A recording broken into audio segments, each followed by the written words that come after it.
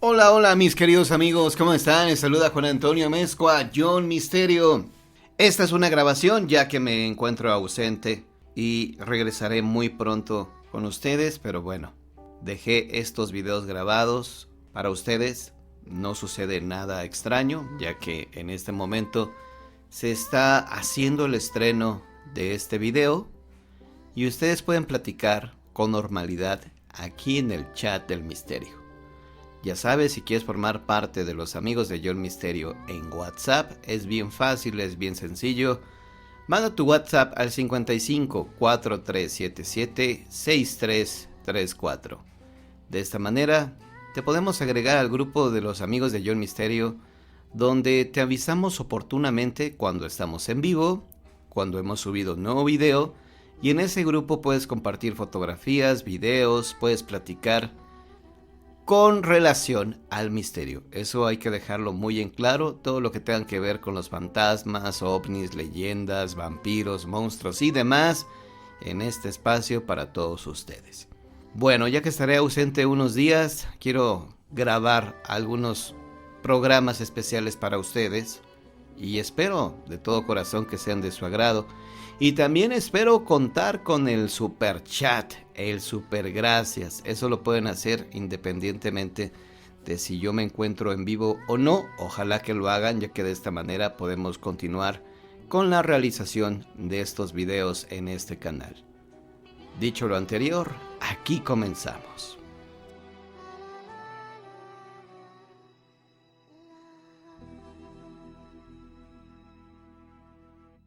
Bueno, ¿y qué historia nos tienes para esta noche, Miguel?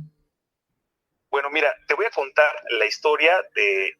Te voy a contar una de las historias de la suerte que tuvo mi abuelo, o la suerte o la mala suerte de encontrarse a la muerte, en este caso de mi abuelo. Esta historia me la contaba repetidamente mi abuela y bueno, pues sucedió hace muchos años. Sí. Cuando estaban de novios mi abuela y mi abuelo, ellos son originarios de un pueblo que se llama Tulcingo de Valle. Está en la Mixteca poblana y pues anteriormente se utilizaba la parte de esperarse, ¿no? En la cuestión del noviazgo, fijaban un lugar donde se veían, pues en este caso para el cortejo como tal. Entonces, en una de esas ocasiones la cita era en la iglesia del pueblo. Sí. La iglesia como tal para en este caso contextualizar o ambientar la historia, se encuentra junto a una barranca. Sí. Esta barranca, digamos que está de un lado de la iglesia y hay un claro donde antes enterraban a las personas. Todavía no estaba la cuestión de los panteones como tal, después los trasladan y bueno, pues digamos que era el camposanto y después la iglesia.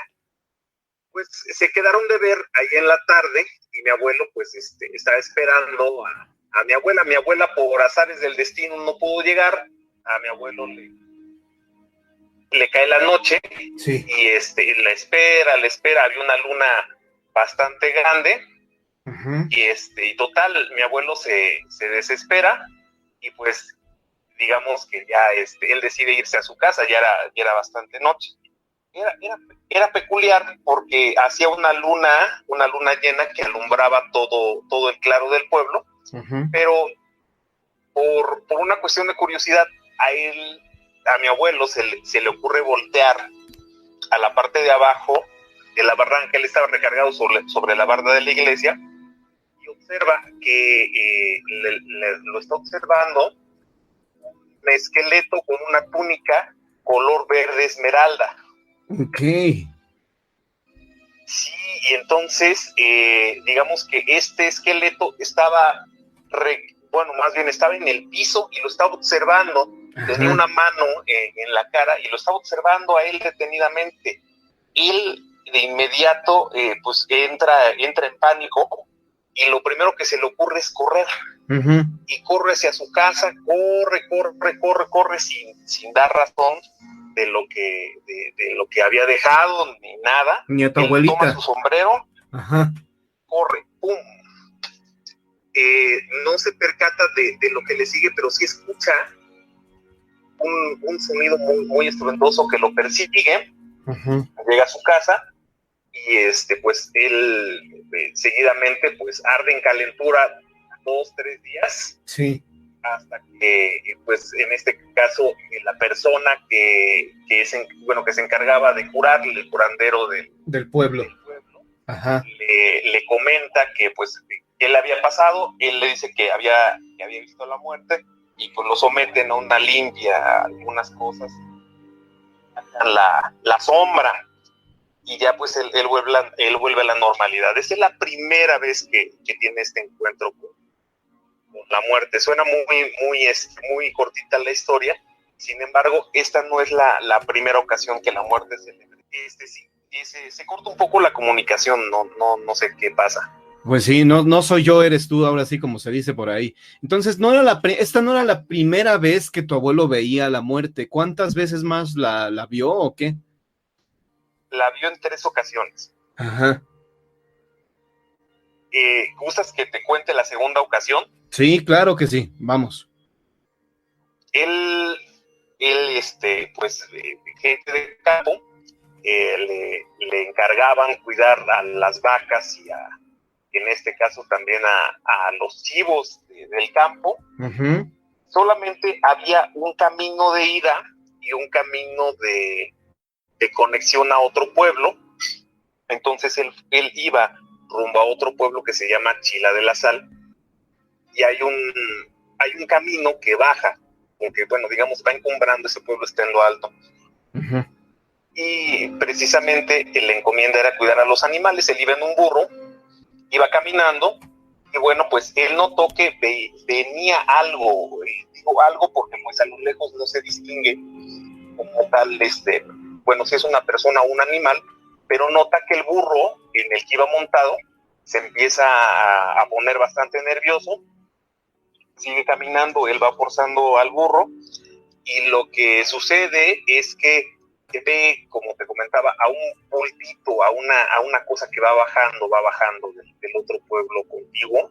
Uh-huh. Y llega un momento donde se topan, pero él vuelve a ver otro esqueleto que iba flotando, esta ocasión con una túnica blanca, y el burro ya no quiso caminar, y los dos, tanto mi abuelo como el burro, se quedan petrificados, ya no avanzan, y él se queda lentamente viendo al esqueleto que iba flotando. No lo voltea a ver, el esqueleto no hace ninguna seña, nada, que simplemente va flotando, pero nota que ahora trae una túnica blanca.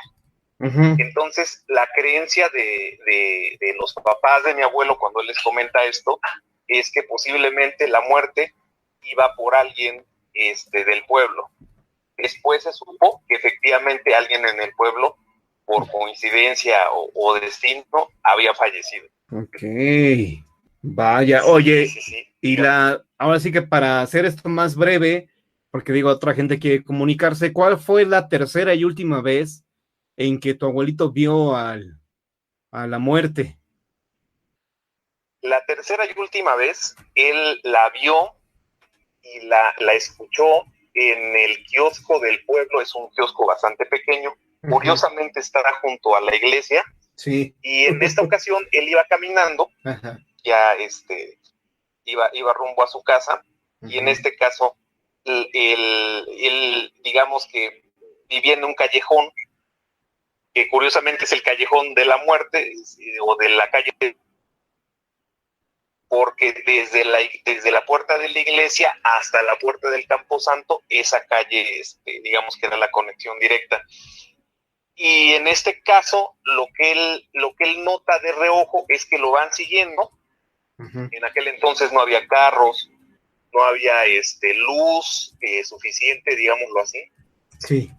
Se alumbraban con velas o se alumbraban con lámparas de petróleo. Ajá. Pero eran muy rara la persona que los tenía. Pero él nota que hay una persona que lo va siguiendo, vamos, como un bulto. Y al momento de que pasan ambos, digamos, él va caminando y le da curiosidad voltear quién lo va siguiendo, ¿verdad? Él nota que lo va siguiendo un esqueleto, pero él ya no distingue nada más. Él ve el esqueleto y corre de nuevo a su casa a guarecerse y no sale.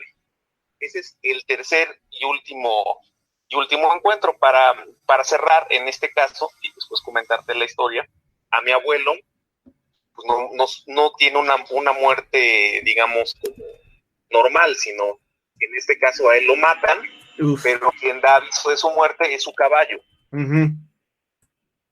Posteriormente, entonces todo va ligado a que efectivamente esta representación de la muerte viene como por una cuestión de familia y en determinado momento también la muerte en determinado momento ayuda o guía al caballo cuando él fallece.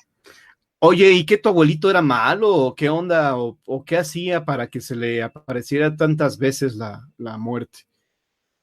Fíjate que él de joven, pues no, él era gente de campo, él era comerciante, después se dedicó a la cuestión de los negocios, pero no, digamos, no hacía, pues, digamos, otras cosas más que pues, comerciar, y él viajaba mucho, eso es lo que él, de lo que me cuentan a mí, vaya.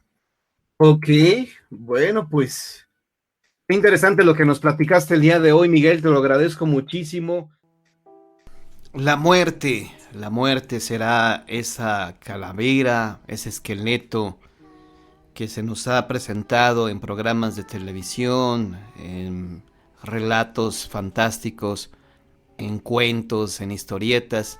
La muerte realmente tendrá este aspecto calavérico. ¿Acaso cuando sabes que ya estás por terminar tu ciclo de vida en este mundo, se te aparece la muerte y te lo informa? ¿En verdad la muerte vendrá por nosotros? ¿O es ese ser querido que se ha adelantado en el camino? Yo he escuchado muchas historias donde me han comentado que personas ya de gravedad, es decir, personas que están a punto de morir, reciben la visita de sus mamás, de sus papás, de algún familiar muy cercano, que ya falleció y que regresa con el mensaje de ya vengo por ti o pronto vendré por ti. No sé si esto sea correcto o no, es decir, nadie nos puede asegurar que la situación de la vida y la muerte, y sobre todo cuando ya estás muriendo, realmente suceda esto. Pero yo te preguntaría a ti, ¿tú qué preferirías? ¿Recibir a tu ser amado que ya falleció para que te informe? ¿O incluso mejor, venga por ti para que te lleve al más allá? ¿O prefieres que llegue ese esqueleto rumbero, calavérico, ese esqueleto con su guadaña? Algunos dirían es que es la Santa Muerte. Bueno, opiniones y más opiniones son las que han dado algunas personas con relación a la Santa Muerte. Ustedes ya saben cuál es mi punto de vista sobre esto, pero bueno, ojalá que este programa esté siendo de su agrado, queridos amigos. Muy buenas noches, espero que se encuentren bien, aquí platicando en el chat del misterio, también haciendo sus aportaciones a través del super chat, del super gracias. Mil gracias a las personas que apoyan a través de este medio para que podamos continuar con la realización del mismo.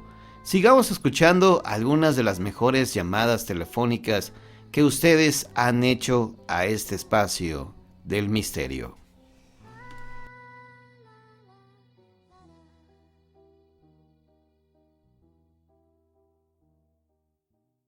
Ok, buenas noches.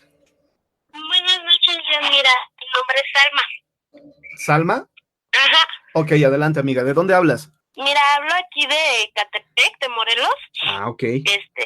Quisiera, ahora sí que es una experiencia que algo me pasó hace mucho tiempo. Te lo voy a resumir. Sí. Primero, hace muchos años yo tuve una amiga, ella se embarazó, falleció con todo y la bebé. Ay, Dios.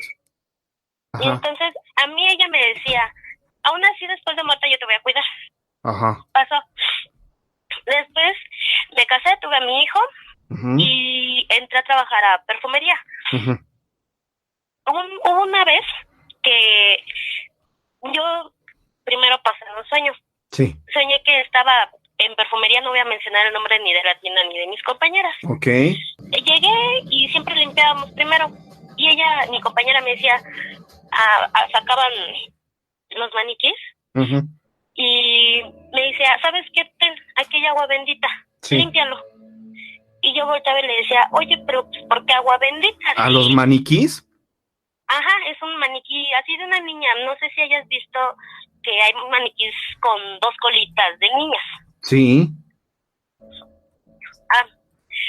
Pues para eso era un maniquí. De hecho, todavía está en la tienda. Me decía, ¿sabes qué? Límpialo con agua bendita.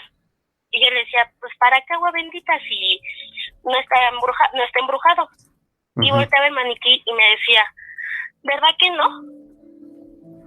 Entonces, en ese momento, yo sentí que me despertaba. Fue la primera vez en mi vida que sentí lo que era una parálisis de sueño, o lo que muchos lo conocemos como cuando se te sube el muerto. Claro.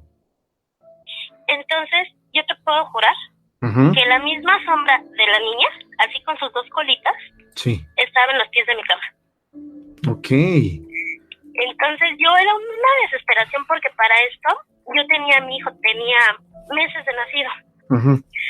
Entonces yo quería gritar, quería moverme y no podía, pero no veía en sí la cara de la niña, pero sentía su mirada.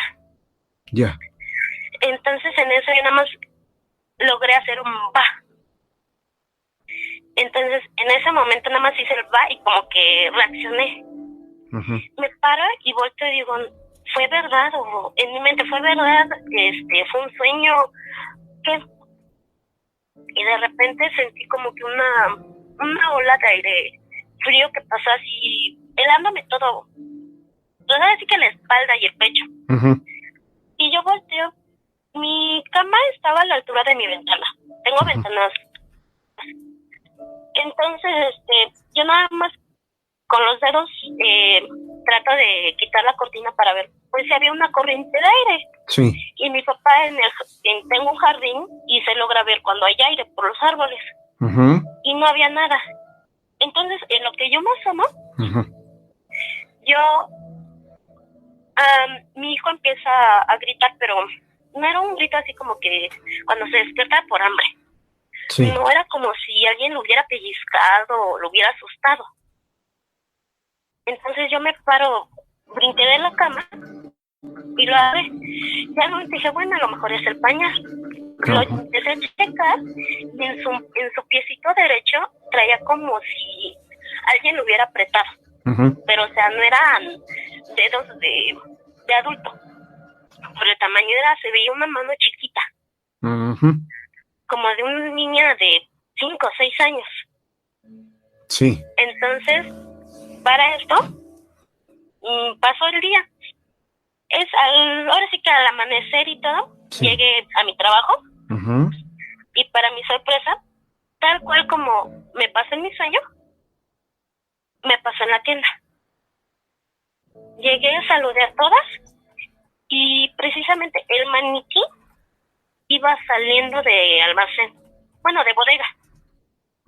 Y de hecho cuando yo lo vi, yo me quedé paralizada. Hasta mis compañeras me dijeron, Alma, ¿estás bien?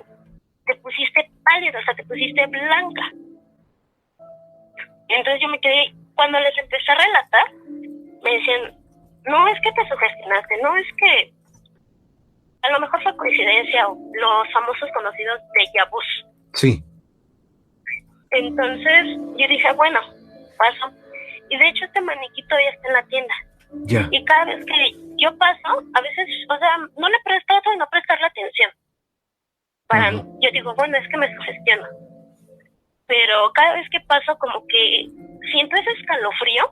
Y de hecho una compañera, así, para pasar a comedor necesitamos pasar por juguetería. Y a veces hay ropa de niños ahí y de niñas. cuando está ese maniquí, ella y yo cuando pasábamos, se nos ponía la piel helada, o sea, bueno, no helada, sino chinita. Entonces es un escalofrío que nos pasa a ella y a mí cada vez que pasamos. Y hasta la fecha paso y sientes como que la mirada del maniquí, yo siento que la mirada del maniquí me sigue. ¿Sugestión o efectivamente ese maniquí estaba embrujado? ¿Tú qué opinas, querido amigo? Espero que obviamente nos dejes tus comentarios, ya que son muy interesantes y muy importantes para nosotros. Hablando de objetos que en teoría no podrían estar poseídos por fuerzas malignas, fantasmas, demonios, hay una explicación para esto.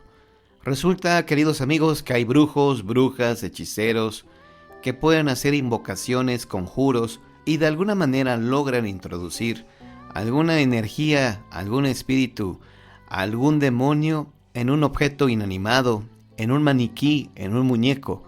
Para la brujería, para la maldad, para la hechicería no hay límites.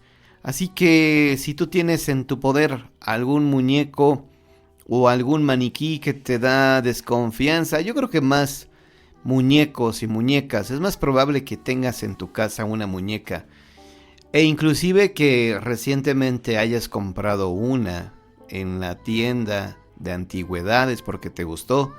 Hay que tener mucho cuidado porque no sabemos si esa muñequita o ese muñequito inofensivo podría tener en su interior o podría ser el enlace para que se manifestara un espíritu descarnado.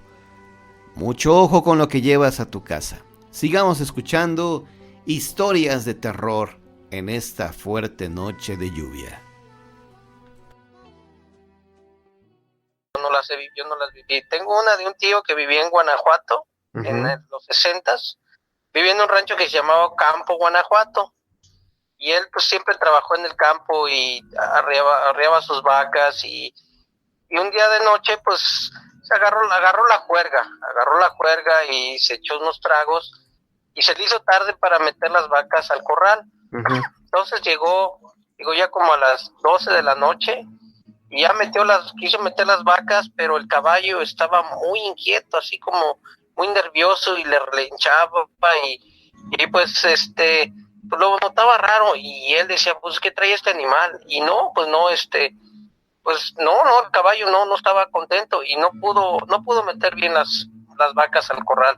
Entonces, este pueblito ahorita ya es un pueblo más sofisticado, ya hay carreteras, ya está más civilizado. En aquel tiempo pues era pura terracería y en ese tiempo las personas mayores se ponían a echarse su traguito fuera de su casa o fumarse un cigarro y pasó él en el caballo y el caballo pues iba relinchando, iba de malas o pues iba mal el caballo y entonces había dos viejitos afuera de sus casas, los saludaron y dijeron buenas noches don Pepe, mi tío se llama José, buenas noches don Pepe a los dos. Y mi tío se quedó así pues diciendo lo dejó así, como la borrachera que traía pues no le puso atención. Estoy llegando a la casa del rancho de mis abuelos allá en Guanajuato en el corral, metió el caballo pero ya el caballo ya estaba más sereno.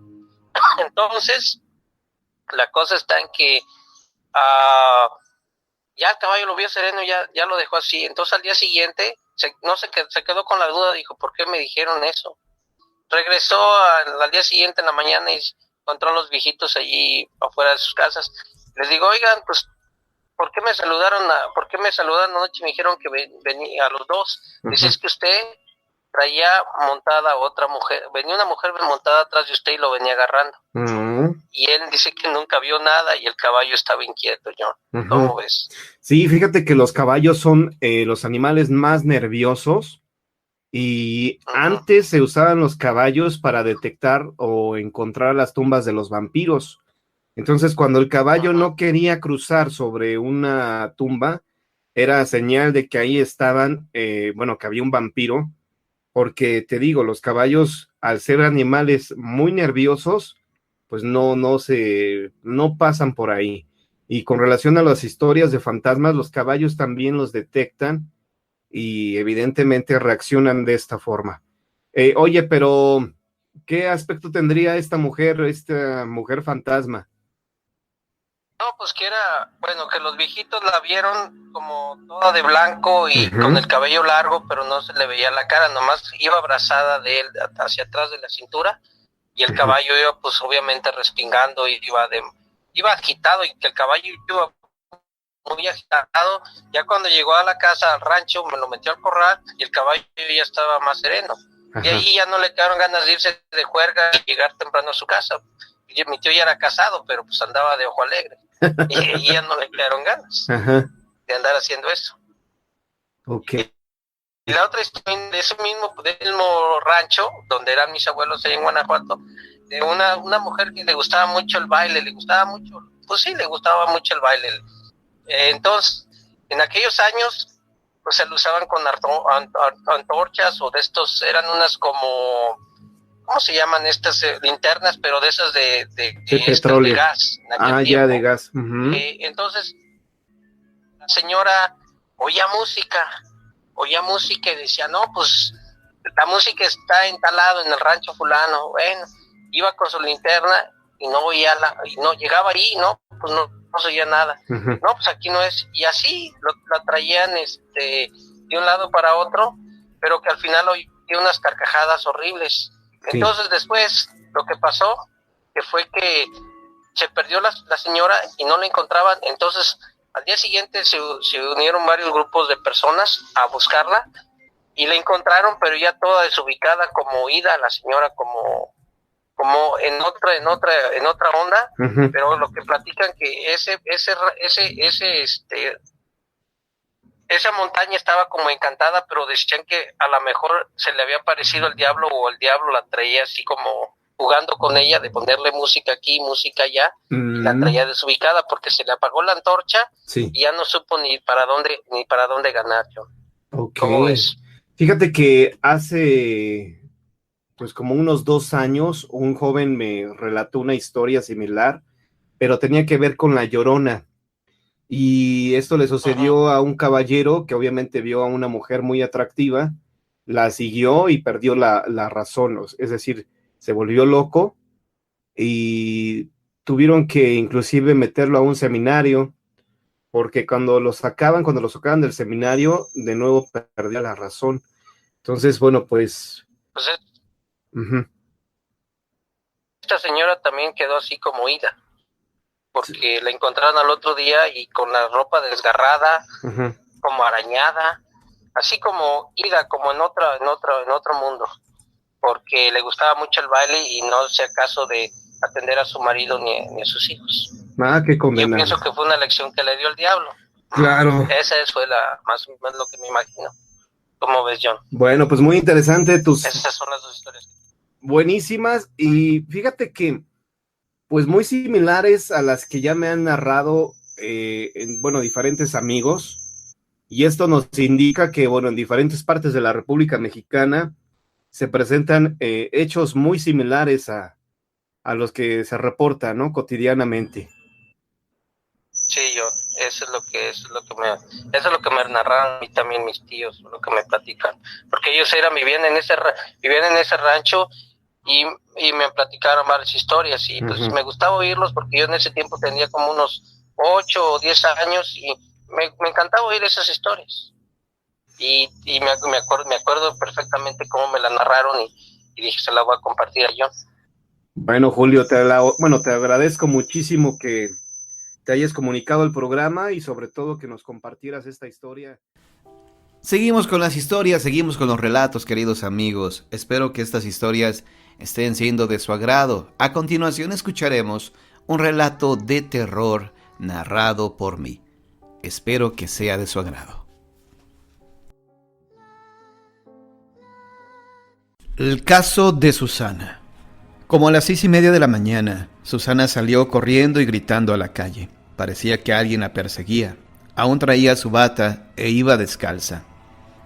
La poca gente que transitaba a esas horas la observaba con miedo. Los vecinos que la conocían trataban de detenerla, pero ella no hacía caso. Cruzaba las calles sin fijarse. Por suerte, no había muchos carros a esa hora. ¡Ayúdenme, por favor! ¡No dejen que me alcance! ¡Por favor! Llegó 2 cuadras adelante. justo donde estaba el puesto de periódicos de don Abel. Ahí cayó convulsionándose de una manera terrible. Gritaba, lloraba y echaba mucha saliva por la boca. El señor, asustado, se quitó su chamarra y la cubrió. Cuando el cuerpo de la joven quedó sin movimiento e inconsciente en la banqueta, la levantó y la llevó a su casa. El señor la conocía de algún tiempo atrás y sabía exactamente dónde vivía. Tocó el timbre del pequeño departamento donde Susana habitaba con sus 2 hermanos. Eran de provincia y habían venido a estudiar a la ciudad. Su hermano Alberto se levantó y vio al señor cargando el cuerpo de la joven. La puerta estaba abierta. ¿Pero qué le pasó a mi hermana? No lo sé, contestó don Abel. Estaba yo en mi puesto y ella perdió el conocimiento frente a mí. No sé si la seguían o por qué corría. Gracias, don Abel. Nosotros la cuidaremos. Está bien, muchacho, pero yo creo que necesita que la vea algún médico. No es normal lo que le pasó. Si necesitan algo, nada más me avisan. Y no dejen de tenerme informado. Para esos momentos, Susana estaba recobrando el conocimiento y no tenía la menor idea de lo que le había sucedido.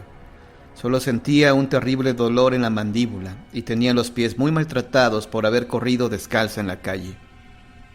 Todo era muy raro. Nadie se explicaba qué sucedía con Susana y, por supuesto, ella menos. Sus hermanos le sugirieron que no fuera a la escuela ni a trabajar por ese día. Al fin y al cabo era viernes y tendría todo el fin de semana para descansar. Susana insistió en preparar el desayuno para sus hermanos. El más grande tomó algo ligero y se fue rápidamente. Teresa, su hermana, entraba a la escuela un poco más tarde. Cuando se disponía a salir, volteó para despedirse de su hermana y la notó muy rara. Susana estaba sentada en la esquina de la cama, observando a su hermana con una mirada muy fea. ¿Estás bien, manita? Susana no contestó. Comenzó a gruñir. Su hermana, asustada, quiso calmarla, pero fue en vano. Susana empezó a hacerse daño sola. Se rasguñaba los pies y los brazos. Se azotaba en la pared. Teresa comenzó a pedir ayuda. La primera que llegó fue la señora que cuidaba el edificio, y luego varios inquilinos. Todos trataban de detener a Susana, pero ella los levantaba con una fuerza increíble.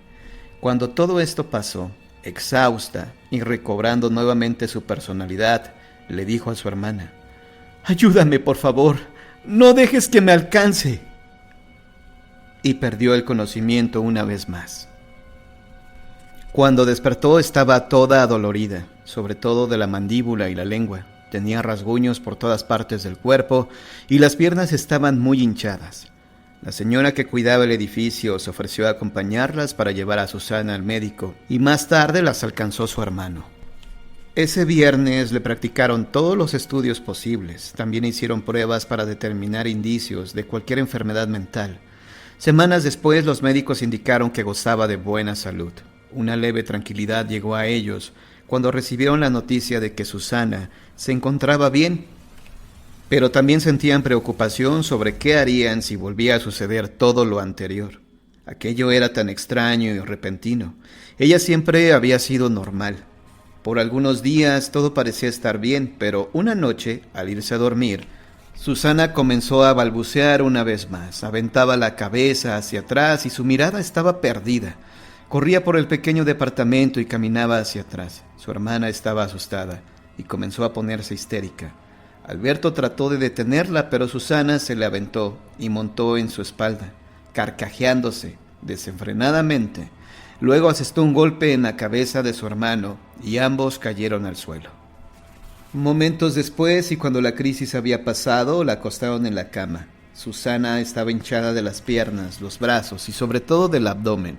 De pronto sonó el timbre de la puerta. Era don Abel, que pasaba para ver cómo seguía la joven. Los muchachos le contaron lo sucedido ante el asombro de Susana, quien ya estaba restableciéndose y no recordaba nada de lo ocurrido. Sin embargo, cada vez que quería decir cualquier cosa respecto a lo que les pasaba, su lengua perdía el control y comenzaba a balbucear. Don Abel estaba muy sorprendido por el estado de la chica y le conmovía la angustia de los hermanos, que no sabían qué hacer. «Muchachos, yo conozco a alguien que tal vez pueda ayudarla. Yo no sé qué tenga, pero tal vez la ayuda de un padre funcione». Mi hermano es sacerdote y algunas veces me platicó que cuando estuvo viviendo en el estado de Veracruz, atendía casos muy raros de gente. Es posible que él sepa qué puedan hacer. ¿Qué dicen? ¿Vamos? Los muchachos se vieron unos a otros y se dispusieron a llevarla a un templo cercano con el clérigo. Se pusieron sus chamarras y tomaron una cobija para cubrir a Susana, que no hizo más que lanzar un gemido y acurrucarse. No obstante, cuando trataron de levantarla, la muchacha era una tabla. Estaba dura, sus extremidades no se doblaban. Tenía trabada la mandíbula y pesaba 3 veces más que su peso normal. Entre los 3 trataron de levantarla, pero era como si fuera de plomo. Susana no dejaba de babear y balbuceaba cosas extrañas. Después se puso de pie de un salto y los observó nuevamente con esa mirada extraviada y fija, y caminó hacia atrás. Don Abel salió corriendo. Mejor voy por el sacerdote. La parroquia no estaba muy lejos y el señor corrió lo más rápido que pudo. Al tratar de cruzar la calle se detuvo al ver que venía un camión muy grande, pero al volver a mirar de nuevo no vio nada. Siguió corriendo. Tenía la sensación de que alguien lo seguía. Cuando llegó al lugar donde estaba la parroquia, esta no estaba abierta. Tocó desesperado y al no responder nadie, empujó la puerta lo más fuerte que pudo. Detrás del portón principal salió un perro enfurecido, que se le lanzó a las piernas y logró clavarle los colmillos en una pantorrilla antes de echarse a correr. ¡Pero qué alboroto!, salió el sacerdote enojado. Abel, ¿qué pasa? ¿Qué haces aquí tan tarde? Hermano, yo estoy bien, pero tienes que ayudar a una muchacha. Vente, en el camino te explico. Sí, vamos, déjame sacar unas cosas, dijo y se regresó a la sacristía. Don Abel se quedó en la puerta de la parroquia revisando su pierna. Afortunadamente la mordida del animal no era muy profunda. En ese momento comenzó a soplar un viento muy fuerte, como si fuera alguna película de terror. Era claro que algo no quería que esta situación se solucionara. Nada tenía sentido. Todo lo que estaba pasando era de locos. No tenía coherencia. Mientras tanto, en la casa de Susana, ella había perdido nuevamente el conocimiento y sus hermanos trataban de reanimarla. Abrió lentamente los ojos y les dijo a sus hermanos: «Por favor, ayúdenme. No dejen que me alcance. No más, por favor». Tocaron el timbre y Teresa se paró a abrir la puerta. Era don Abel y el sacerdote. Cuando Susana los vio, se agazapó en una esquina de la cama, como si tuviera mucho miedo. De solo verla, el sacerdote supo inmediatamente que estaba muy mal. Se acercó a ella y le acarició la cabeza. «¿Qué te pasa, hija? ¿Qué sientes?» Susana le aventó el brazo. Su lengua se tornó en un color morado y parecía que se había alargado. Comenzó a moverse de un lado a otro, emitiendo gruñidos como de bestia.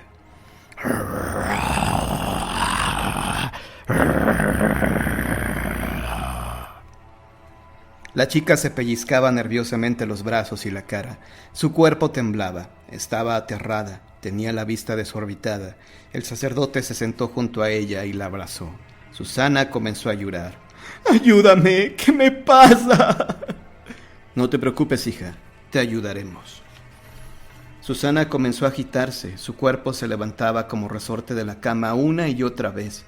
Sus piernas y brazos tenían muchísimas cortaditas por las que brotaban pequeñas cantidades de sangre, y su estómago se inflamaba y se contraía con cada respiración agitada. Perdió nuevamente el conocimiento. El sacerdote comenzó a orar y les pidió a todos los presentes que lo ayudaran a rezar. Susana volvió en sí minutos después. Estaba muy agotada, pero parecía que las oraciones del sacerdote habían funcionado. Se comenzaba a deshinchar. Cuando llegó la calma, el sacerdote trató de averiguar qué pasaba con Susana. Le preguntó si había jugado algo extraño o tal vez presenciado algún ritual que le ofreciera algo, cualquier cosa que lo llevara a entender qué le sucedía.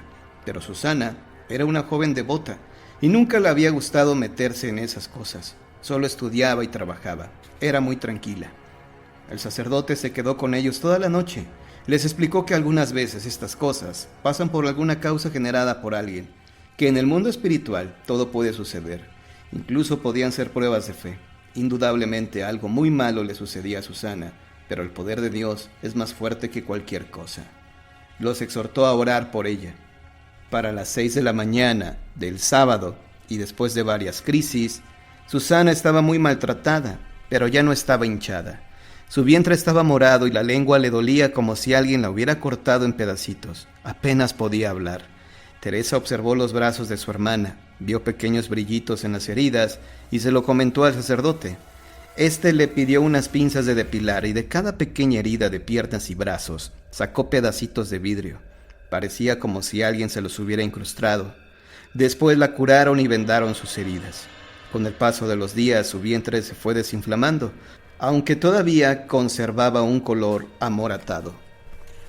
Susana todavía no se recupera del todo. Diariamente, alrededor de las 3:30 de la mañana, sufre una nueva crisis o posesión, como lo llama el clérigo. Cada vez son menos intensas y el clérigo confía que se recuperará pronto.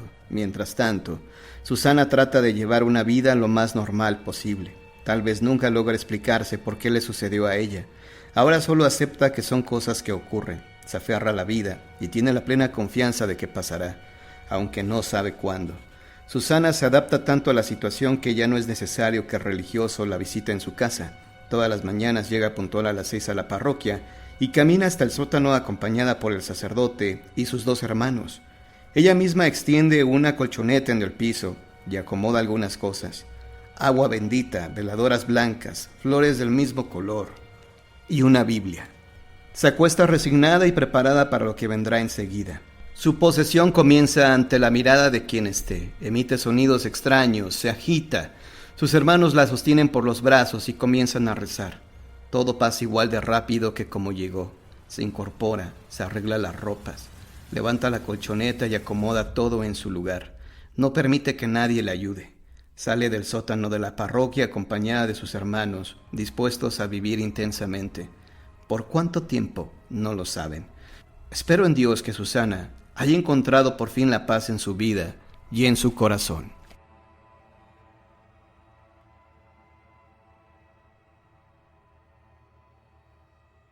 Las 10:10 de la noche. Hola Efraín, ¿cómo estás? Buenas noches, ¿cómo estamos? Muy bien, pues aquí con el ánimo y el gusto de saludarte. Y bueno, ¿qué historia nos tienes para esta noche, amigo? Ok, mira, falleció mi abuelo, mi papá, el único de mis abuelos que ha fallecido, gracias a Dios todavía tengo los otros 3. Ok. Entonces, a él yo cumplí años un 20 de agosto. Sí. Mi abuelo falleció el 25 de agosto. El 27, perdón, exactamente la semana después. Entonces, haz de cuenta que yo duré 8 meses antes de que él falleciera cuidándolos yéndome a cuidarlo a él. Resulta que él tuvo un pequeño accidente. Él, de estar bien, una vez se cayó y como que se quebró un huesito de lo que viene siendo en la pierna, entonces lo operaron, pero él ya decidió ya no volver a caminar. Los doctores le decían que él podía seguir caminando, pero él ya no quiso, entonces él estuvo en cama, digamos, duró como 8 meses. En ese transcurso yo me quedaba ya cuidándolo, a ella, a mi abuela. Sí. Entonces, resulta que un día yo trabajaba para la presidencia allá en México, y estaba trabajando y un hermano mío me habla, dice, ¿sabes qué? ¿Tienes manera de venirte? Estaba como a 15 minutos de lo que viene siendo el pueblo donde yo vivo. Estaba trabajando en un rancho. Y me habla, ¿tienes modo de venirte de emergencia? Dice, yo ya me lo presentía, le dije, ¿qué pasa? ¿Qué es lo que tiene? ¿Qué es lo que pasó? Dice, no me preguntes y vente. Entonces ya como que esforzándolo más, ya me dijo, ¿sabes qué? Mi abuelito acaba de morir. Entonces yo como que entré en un momento de shock. Me fui rápido para allá, me acuerdo que llegué a la casa, me bañé rápido y me fui a la casa de mis abuelos.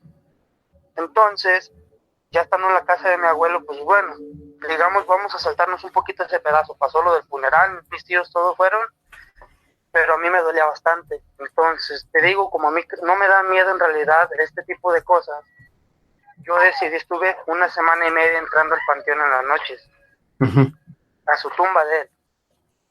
Sí. El último día que yo entré a esa tumba, si más no me acuerdo, era como el 30 y algo de agosto, el 30, el último día, creo, de agosto. Sí. Estaba yo abajo de la tumba de mi abuelo y haz de cuenta que yo empecé a escuchar que alguien lloraba dentro del panteón. Estoy hablando de que esto era alrededor de como las 10:30, 11 de la noche. Ok. Tenía unos amigos que estaban afuera y yo me metí como a las 10:30 más o menos. Duré como 20 minutos ahí con mi abuelo. Yo en realidad, te voy a ser sincero, yo le lloraba. Ok. Yo le tenía mucho sentimiento y yo le lloraba a mi abuelo. Entonces, resulta que ya no tardaba, yo ya estaba decidido a irme pues de ahí, cuando escucho que empieza a llorar una persona en la parte de atrás de donde estaba enterrado mi abuelo. Ok, ¿y el llanto cómo lo escuchabas? ¿De un hombre? El problema es que yo era una mujer, te puedo decir que era una mujer escuchaba una voz de más de 25 años. Ok. Una 25 a 30 años, muchacha, mujer, algo así. Uh-huh. Entonces yo como que me quise armar de valor y empecé a ir caminando. Haz de cuenta que son como callecitas las que son en el panteón de ahí donde yo soy. Son como callecitas y mi abuelo estaba enterrado como a 5 tumbas de la esquina, está enterrado él. Uh-huh. Entonces yo empecé a caminar como para la orilla de las tumbas. Haz de cuenta que doblo la primera esquinita y todavía me faltaban como 2 metros para dar la vuelta para ver quién estaba por la parte de atrás. Cuando yo en realidad te voy a decir, estaba asustado en ese momento. Sí. Cuando estaba a punto de darme la vuelta, en realidad la persona empieza a gritar y me dice, párate. Y donde me dijo eso, yo en realidad ni siquiera pude ni siquiera darme quién era. Simple y sencillamente salí corriendo. Llegué a la camioneta de mis amigos, les dije, préndanle y vamos. No aguanté. Uh-huh. Lo único que pude hacer fue el día siguiente ir antes de que cerraran y checar, fijarme más bien. Resulta que habían acabado de enterrar a una persona ahí ese mismo día. Ok. Que yo fui. ¿Y de casualidad era una mujer o a quién? Uh-huh. Era una mujer, era una señora ya grande de edad. Ok. Bueno, pues Entonces, créame lo que no sé, de verdad, no supe yo quiénes eran la familia y todo, pero no, nunca hablé nada, absolutamente nunca hablé con los familiares de ella al respecto. Ok. Créame que no sé, y en realidad me encanta cómo relatas tú tus historias, y te digo, tenía ya como 3 semanas de que había suscrito a tu canal y estarte mirando en vivo y nunca había comentado nada hasta ahora. Y bien amigos, así llegamos al final de este programa. Yo espero que haya sido de tu agrado. Muchísimas gracias.